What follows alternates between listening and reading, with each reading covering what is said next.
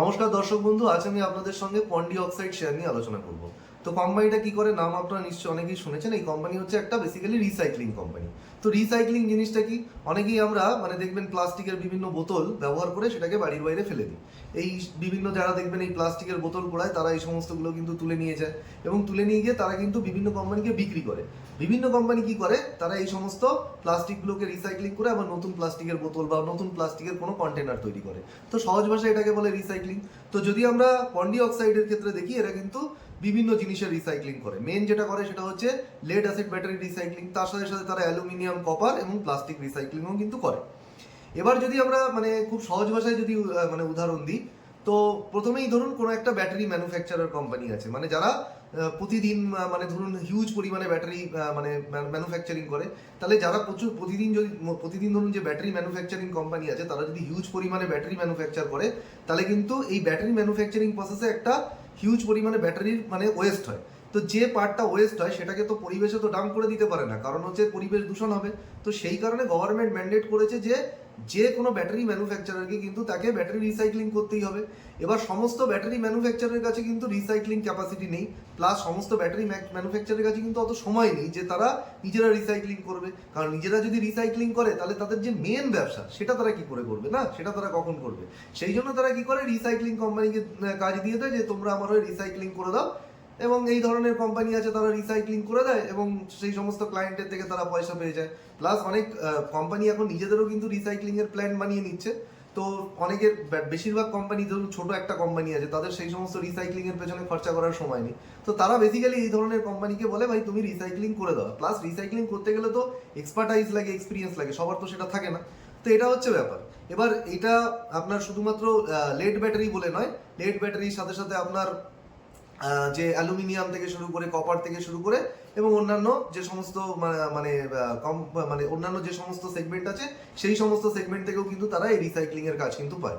এবার যদি আমরা যদি দেখি, যেটা আমরা ডিসকাশন করলাম, সেটা হচ্ছে এই যে লেড বলুন, অ্যালুমিনিয়াম বলুন, প্লাস্টিক বলুন, কপার বলুন, এগুলো কোনো না কোনো ইন্ডাস্ট্রির হচ্ছে র ম্যাটেরিয়াল।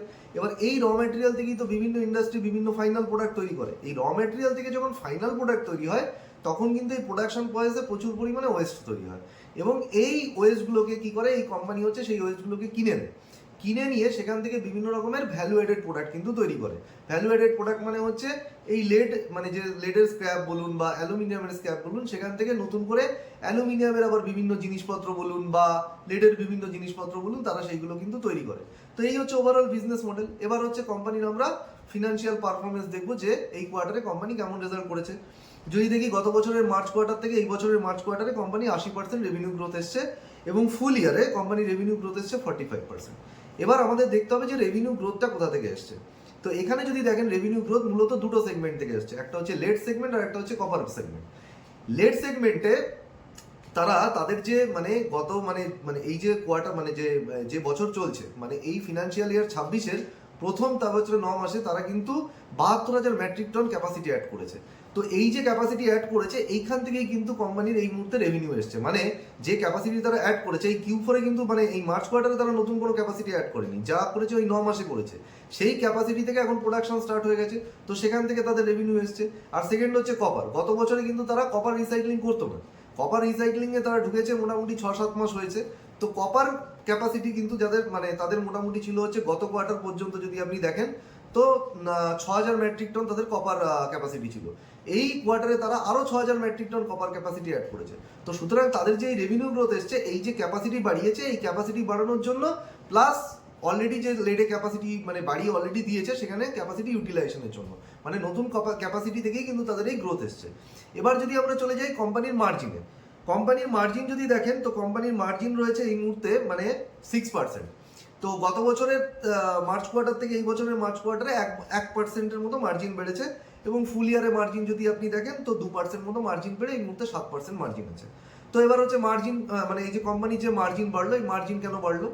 তো এবার যদি আমরা দেখি কোম্পানির মার্জিন বাড়ার যে লিভার হচ্ছে, সেটা হচ্ছে একটা হচ্ছে তারা মেনলি এক্সপোর্টের ব্যবসা, তাদের মেন বিজনেসটা হচ্ছে ফরেন মার্কেটে তারা করে। তো কোম্পানির টোটাল যে রেভিনিউ, তার 66% আসে হচ্ছে এক্সপোর্ট থেকে। এবং এই যে তাদের যে মেন ব্যবসা, যে আপনার লেড ব্যাটারি যে তারা রিসাইক্লিং করে, এখান থেকে তাদের 74% রেভিনিউ তাদের আসে এক্সপোর্ট থেকে। আর কপারে 42% রেভিনিউ তাদের আসে হচ্ছে এক্সপোর্ট থেকে। তো আমরা বুঝতে পারছি এটা কিন্তু সম্পূর্ণভাবে এক্সপোর্ট ডমিনেটেড ইন্ডাস্ট্রি, এবং এক্সপোর্ট এই যে মার্কেট, এক্সপোর্ট মার্কেটে কিন্তু এই যে লেড অ্যাসিডের মানে যে লেড অ্যাসিড যে রিসাইক্লিং মানে লেড ব্যাটারি যে রিসাইক্লিং করে, এর কিন্তু হিউজ কিন্তু ওখানে ডিমান্ড রয়েছে। তো এখানে এটা হচ্ছে মানে মূল ব্যাপার। অ্যালুমিনিয়াম রিসাইক্লিং তারা খুব বেশি একটা করে না, আর প্লাস্টিক রিসাইক্লিং তারা মেনলি ইন্ডিয়াতে করে। তো প্লাস্টিক রিসাইক্লিং বেসিক্যালি লো মার্জিন সেগমেন্ট। এবার যদি আমরা দেখি মানে আপনার এটা তো গেলে হচ্ছে মার্জিন বেড়ে যাওয়ার একটা কারণ, এবং দ্বিতীয় কারণ হচ্ছে কোম্পানির যদি দেখেন লেড অ্যাসিড হচ্ছে, আমরা বলছি লেড রিসাইক্লিং হচ্ছে মেন বিজনেস, যেখান থেকে তার 77% রেভিনিউ আসে। এবার এই 77%-এর মধ্যে 65% রেভিনিউ আসে কিন্তু তাদের ভ্যালু অ্যাডেড প্রোডাক্ট থেকে। মানে এই ভ্যালু অ্যাডেড প্রোডাক্ট মানে আমরা এই যে একটু আগে বলছিলাম যে তারা মানে স্ক্র্যাপ কিনে বিভিন্ন ভ্যালু অ্যাডেড প্রোডাক্ট তৈরি করে। তো এই ভ্যালু অ্যাডেড প্রোডাক্টে কিন্তু তাদের মার্জিন কিন্তু বেশি থাকে, মানে যত বেশি ভ্যালু অ্যাডেড প্রোডাক্ট বিক্রি করবে তত তাদের ইবিডা পার টন বেশি থাকবে। তো এই কোম্পানি যদি আমি দেখি কপার সেগমেন্ট বলুন এবং তার লিড সেগমেন্ট বলুন, দুটো সেগমেন্টেই কিন্তু তার ইবিডা পার টন কিন্তু বেড়ে গেছে। তো এই হচ্ছে মানে মার্জিন বেড়ে যাওয়ার কারণ। এবার যদি আমরা চলে আসি, এ তো গেল হচ্ছে ফিনান্সিয়াল পারফরমেন্স এখনকার। আগামী দিনের ম্যানেজমেন্ট গাইডেন্স কি দিয়েছে, তো এইখানকার মানে এই কোম্পানির ম্যানেজমেন্ট কিন্তু কোনো গাইডেন্স কিন্তু মানে আগামী বছরের জন্য ম্যানেজমেন্ট কিন্তু কোনো সেলস গ্রোথের গাইডেন্স দেয়নি, মানে কোনো রেভিনিউ গাইডেন্স তারা দেয়নি। এবার রেভিনিউ গাইডেন্স তারা দেয়নি, কিন্তু এখানে একটা জিনিস তারা লং টার্মের কিন্তু একটা রেভিনিউ গাইডেন্স শেয়ার করেছে। লং টার্মে তাদের বক্তব্য হচ্ছে মানে 2030 সালের মানে 2030 সালের টার্গেট তারা যেটা দিয়েছে সেটা হচ্ছে 20% ভলিউম গ্রোথ আসবে মানে সিএজিআর বেসিসে, আর 20% তাদের রেভিনিউ গ্রোথ আসবে সিএজিআর বেসিসে। তো আমরা মোটামুটি দেখতে পাচ্ছি কোম্পানি 20% সিএজিআর এ আগামী 3-4 বছর গ্রোথ করবে। তো আমরা ধরে নিচ্ছি পরের বছর এই 20% সিএজিআর এই গ্রোথ আসবে। এবার কথাটা হচ্ছে এই যে গ্রোথটা তো হয় আসবে না, গ্রোথটা আসবে কোথা থেকে? তো পরের বছরের জন্য যদি আমরা দেখি, পরের বছরে গ্রোথ আসবে এই যে তারা লেড এবং কপারের যে ক্যাপাসিটি বসিয়েছে। কারণ আমরা দেখলাম কিছু মানে আমরা আলোচনায় যে বললাম না যে তারা লেড ক্যাপাসিটি প্রায় 72,000 মেট্রিক টন মানে অ্যাড করেছে গত মানে 9 মাসে, প্লাস তার সঙ্গে সঙ্গে গত বছর তারা 12,000 মেট্রিক টন তারা কপার ক্যাপাসিটি অ্যাড করেছে। এই যে ক্যাপাসিটি, এই ক্যাপাসিটি এখনো পর্যন্ত কিন্তু মানে এখানে কিন্তু জাস্ট প্রোডাকশন স্টার্ট হয়েছে, মানে এই ক্যাপাসিটি ইউটিলাইজেশন কিন্তু এখনো মানে পুরো মাত্রায় হয়নি। তো পরের বছর মানে এই মানে 27 সালের শেষে প্রায় 75% ক্যাপাসিটি ইউটিলাইজেশন তারা করে ফেলবে লেড এবং কপার দুটো সেগমেন্ট থেকেই। তো আগামী বছরের যে রেভিনিউ গ্রোথ সেটা কিন্তু এই ইউটিলাইজেশন থেকেই কিন্তু চলে আসবে। এ তো গেল আগামী বছর। এবার তারপরের বছরগুলোতে গ্রোথ কি করে আসবে, তার জন্য কোম্পানি কি ইনিশিয়েটিভ নিয়েছে? তো কোম্পানি কি তার জন্য কোনো খরচা করছে? হ্যাঁ, কোম্পানি প্রায় 180 কোটি টাকা খরচা করবে হচ্ছে এবছরে, মানে আপনার ফিনান্সিয়াল ইয়ার 27-এ। ফিনান্সিয়াল ইয়ার 28-এ তারা আরো 50 থেকে 60 কোটি টাকা খরচা করবে। এবং সব থেকে বড় ব্যাপার, এই যে টাকাটা তারা খরচা করবে হচ্ছে কপারের যে ভ্যালু অ্যাডেড প্রোডাক্ট এই সেগমেন্ট। মানে এখানে আপনি যে একটা জিনিস মানে এই আলোচনা থেকে আমরা বুঝতে পারছি যে কপার হচ্ছে ভীষণ ইম্পর্টেন্ট সেগমেন্ট। কারণ আমরা জানি এই যে কপারের দাম লাস্ট মানে কিছু সময়ের মধ্যে কতটা বেড়েছে, এবং হিউজ পরিমাণে কিন্তু কপারের ডিমান্ড রয়েছে। কেবল এবং ওয়্যার সেক্টর থেকে বলুন এবং অন্যান্য অনেক সেক্টরে কিন্তু মানে কপারের ডিমান্ড রয়েছে। সুতরাং কপার রিসাইক্লিং কিন্তু যত দিন যাবে সেটা বাড়বে। তো এই যে কপারের ভ্যালু অ্যাডেড প্রোডাক্ট, এর জন্য কিন্তু তারা তাদের মানে যে আগামী দিনের যে ক্যাপেক্স সেটা তারা করছে। এবার এখানে যেটা মানে বলার বিষয় হচ্ছে এই যে কপারের ভ্যালু অ্যাডেড প্রোডাক্ট, এর মধ্যে যেটা হচ্ছে কপার ক্যাথোড, এই কপার ক্যাথোডের মানে একটা প্ল্যান কিন্তু তারা রেডি করছে। তো বেসিক্যালি এই প্ল্যানটা দুটো ফেজে আসবে। ফার্স্ট ফেজে 18,000 মেট্রিক টনের ক্যাপাসিটি আসবে, এবং সেকেন্ড ফেজে আরো 18,000 মেট্রিক টনের ক্যাপাসিটি আসবে। তাহলে মোট কত হাজার মানে মোট কত মেট্রিক টনের আসছে? 36,000 মেট্রিক টন ক্যাপাসিটি আসছে। 18,000 মেট্রিক টন যেটা ফার্স্ট ফেজের ক্যাপাসিটি, সেটা আপনার এই বছরের শেষেই চলে আসবে, মানে ডিসেম্বরের মধ্যেই চলে আসবে। সেকেন্ড ফেজের যেটা ক্যাপাসিটি সেটা পরের বছর আসবে। তার মানে আমরা বুঝতে পারছি যে এই যে ভ্যালু অ্যাডেড প্রোডাক্ট মানে কপারের যে ভ্যালু অ্যাডেড প্রোডাক্ট তারা বানাবে, এটা কিন্তু হাই মার্জিন সেগমেন্ট। তো এখান থেকে কিন্তু আগামী দিনে কোম্পানির কিন্তু মার্জিন গ্রোথ আসবে। এবং কোম্পানি ম্যানেজমেন্ট কি বলেছে, কোম্পানি ম্যানেজমেন্ট মানে পরের বছরের জন্য মার্জিনের তো কোনো গাইডেন্স দেয়নি, মোটামুটি বলেছে আগামী 2-3 বছরে তাদের মানে 3-4 বছর পরে 8%-এর মার্জিন গাইডেন্স দিয়েছে। তো এখনই মোটামুটি এই বছর তাদের 7% মার্জিন রয়েছে। তো মোটামুটি কোম্পানির এই যে মার্জিনের গাইডেন্সটা দিয়েছে এটা কিন্তু লং টার্ম মানে মার্জিন গাইডেন্স। তো বেসিক্যালি এই যে ভ্যালু অ্যাডেড প্রোডাক্ট অ্যাড করছে, এখান থেকে তাদের মার্জিন আসবে, এবং এর জন্য 200 কোটি টাকা এই যে কপার আপনার ক্যাথোড প্ল্যান্টের জন্য 200 কোটি টাকা কিন্তু তারা খরচা করবে। তো এই গেল ওভারঅল। কিন্তু এখানে যেটা মেন আমার হচ্ছে কনসার্ন, এখানে কিন্তু লং টার্ম যে মার্জিন তারা যেটা বলছে 8%, এখানে এটা নিয়ে কিন্তু কোনো সমস্যা নেই। সমস্যা হচ্ছে মানে সমস্যা যেটা হচ্ছে সেটা হচ্ছে নিয়ার টার্মে। নিয়ার টার্মে সমস্যাটা কোথায়? কারণ আমরা জানি এই যে মিডিল ইস্টে যুদ্ধ হয়েছে, মিডিল ইস্টে মানে বেসিক্যালি এরা যে র ম্যাটেরিয়ালগুলো আনতো সেগুলো মিডিল ইস্ট থেকে আনতো। মানে এই যে লিড বলুন বা কপার বলুন, এর যে মানে মেজর যে পোর্শন মানে এর যে মেজর যে স্ক্র্যাপ বা ওয়েস্ট, সেগুলো মিডিল ইস্ট হয়ে আসতো। এবার মিডিল ইস্টে 15-20 দিনের মানে প্রোডাক্ট মানে 15-20 দিনের মাল কিন্তু আটকে গেছে। মানে বেসিক্যালি মানে মিডিল ইস্টে যে সমস্যা চলছিল তার জন্য কি হয়েছে, অনেক জাহাজ আটকে গেছিল। সুতরাং 15-20 দিনের মাল কিন্তু ডিলে হয়ে গেছে। কোন কোয়ার্টারে হয়েছে? এই কোয়ার্টারে হয়েছে। সুতরাং আপনি যখন এই কোয়ার্টারের রেজাল্ট আসবে তখন দেখবেন কিন্তু পারফরমেন্স খারাপ হয়েছে এবং কোম্পানির মার্জিন কিন্তু পড়ে গেছে। তার কারণটা হচ্ছে এটা কিন্তু সম্পূর্ণভাবে মিডিল ইস্টের সমস্যার জন্য, যে জাহাজের ডিলে হয়েছে এই জন্য মাল এসে পৌঁছায়নি। এবার কোম্পানি কি করছে, কোম্পানি তো জানে যে মিডিল ইস্টের ওয়ার কিন্তু আগামী 5-6 মাস 1 বছর ধরে চলতে পারে, সেই জন্য তারা মিডিল ইস্ট থেকে কিন্তু এখন আর বেশি র ম্যাটেরিয়াল প্রকিউরমেন্ট করছে না। তারা এখন কি করছে, ইন্ডিয়া থেকে প্রকিউরমেন্ট করছে এবং সাউথ ইস্ট এশিয়ান যে সমস্ত কান্ট্রি আছে, ধরুন থাইল্যান্ড, ভিয়েতনাম, এখান থেকে কিন্তু তাদের এই যে লিড বা লেড ব্যাটারি বলুন বা অ্যালুমিনিয়ামের যে সমস্ত স্ক্র্যাপ বলুন, সেগুলো কিন্তু তারা এই সমস্ত দেশ থেকে আনার প্ল্যান করেছে। তো এটা হচ্ছে মানে মোদ্দা ব্যাপার। তো সুতরাং আগামী 1-2 কোয়ার্টারে আমরা দেখবো মার্জিনের কিন্তু প্রেশার থাকবে, কিন্তু লং টার্মে কিন্তু মার্জিনের কিন্তু খুব একটা প্রবলেম নেই। এবার যদি আপনি একটা জিনিস কম্প্যারিজন করেন, গ্র্যাভিটা ইন্ডিয়ার কিন্তু মার্জিন এই কোম্পানির থেকে বেশি আছে, এই কোম্পানির কিন্তু মার্জিন কিছুটা কম। এবার সেটা কেন কম, সেটা যখন আমরা মানে নেক্সট ডিসকাশন করবো মানে কোম্পানির অপরচুনিটি নিয়ে, তখনই কিন্তু পুরোপুরি আমাদের কাছে ক্লিয়ার হয়ে যাবে। তো এটা তো গেল ওভারঅল। এবার যদি আমরা কোম্পানির একটা জিনিস যেটা ভালো সেটা হচ্ছে কোম্পানির কিন্তু একটা হেজিং স্ট্র্যাটেজি আছে। মানে ধরুন তারা যে সমস্ত মানে যাদের কাছ থেকে এই সমস্ত স্ক্র্যাপ বা ওয়েস্ট কেনে, সেই সমস্ত মানে সাপ্লায়ারের সঙ্গে তাদের কিন্তু একটা ফিক্স কন্ট্রাক্ট থাকে। তো এমন নয় যে সাপ্লায়ার দুম করে র মেটেরিয়ালের দাম বাড়লে বাড়িয়ে দিতে পারে। প্লাস আরেকটা যেটা জিনিস তারা ফলো করে সেটা হচ্ছে তাদের যারা ক্লায়েন্ট আছে সেই ক্লায়েন্টের সঙ্গে কিন্তু তারা মানে কোনো কারণে মার্কেটে দাম বেড়ে গেলে তারা কিন্তু দাম বাড়িয়ে দেয়। মানে তারা কিন্তু এই রিসাইক্লিং করে যে সমস্ত ভ্যালু অ্যাডেড প্রোডাক্ট বানায় বা টোটাল রিসাইক্লিং এর যে কস্ট সেটা কিন্তু তারা বাড়িয়ে দেয়। তো বেসিক্যালি এইভাবে কিন্তু তারা হেজিং করে। প্লাস আরেকটা যেটা করে, লন্ডন মেটাল এক্সচেঞ্জে এই সমস্ত যে তারা তো বেসিক্যালি মেটালগুলোকে রিসাইক্লিং করে, তো মেটাল রিসাইক্লিং যেহেতু করে সুতরাং ওখানে কিন্তু ফিউচার অপশন মানে ফিউচার যে মানে মেটালের যে ফিউচার, সেই মেটালের ফিউচার কিন্তু তারা কিনে রাখে। ফিউচার কন্ট্রাক্ট যেহেতু কিনে রাখে সুতরাং কোনো কারণে যদি তাদের একদিকে লস হয় তো অন্য দিক থেকে তাদের লস রিকভার হয়ে যায়। তো হেজিং স্ট্র্যাটেজি নিয়ে কিন্তু এখানে কোনো সমস্যা নেই। এবার যদি আমরা চলে আসি কোম্পানির সামনে সব থেকে বড় দুটো অপরচুনিটি, মানে এই মুহূর্তে আমরা জানি যে সবাই যে ইভি গাড়ি, ইলেকট্রিক যে ভেহিকেল, ইলেকট্রিক ভেহিকেলে কি ইউজ হয়, লিথিয়াম ব্যাটারি। তো লিথিয়াম ব্যাটারির কিন্তু ডিমান্ড কিন্তু দিনের পর দিন বেড়ে চলেছে। এবার এই লিথিয়াম যে ব্যাটারি, সেই মানে কোম্পানি কিন্তু এই মুহূর্তে কোনো লিথিয়াম ব্যাটারি রিসাইক্লিং করে না, এবং এই মুহূর্তে লিথিয়াম ব্যাটারি রিসাইক্লিং মানে করা নিয়ে তাদের কোনো প্ল্যানও নেই। তার কারণটা হচ্ছে আপনি যদি দেখেন যে বিভিন্ন কোম্পানি যারা মানে লিথিয়াম আয়ন ব্যাটারির কথা বলছে, লিথিয়াম আয়ন ব্যাটারি কিন্তু এখন ইন্ডিয়াতে ম্যানুফ্যাকচারিং সেভাবে স্টার্ট হয়নি। বহু কোম্পানি কিন্তু এখনো ম্যানুফ্যাকচারিং স্টার্ট করেনি। বহু কোম্পানি ধীরে ধীরে তারা ম্যানুফ্যাকচারিং স্টার্ট করেছে, কিন্তু তাদের পুরোদমে মানে লিথিয়াম আয়ন ব্যাটারি তৈরি হতে আগামী 2 বছর লেগে যাবে। তো মোটামুটি যদি 2 বছর লেগে যায় প্রোডাকশন পিকে পৌঁছাতে, তখন কিন্তু এই যে সমস্ত মানে ওয়েস্ট জেনারেশন হবে সেগুলোকে রিসাইক্লিং করার দরকার পড়বে। কিন্তু এই মুহূর্তে কিন্তু মানে সেই মতো মানে খুব বেশি রিসাইক্লিং এর ডিমান্ড নেই।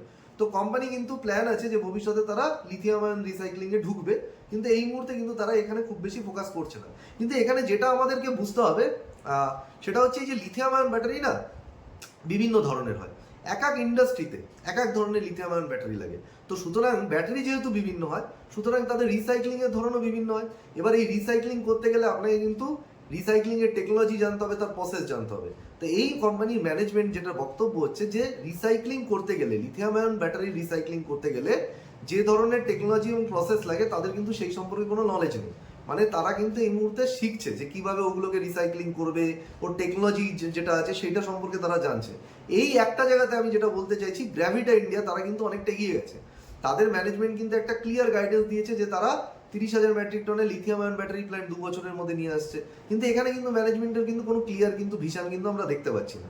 প্লাস লিথিয়াম আয়ন ব্যাটারির প্ল্যান্ট অলরেডি কিন্তু প্রায় তারা মানে মানে মোটামুটি কত আপনার 6,000 মেট্রিক টনের বোধহয় পরের কোয়ার্টারই নিয়ে চলে আসবে।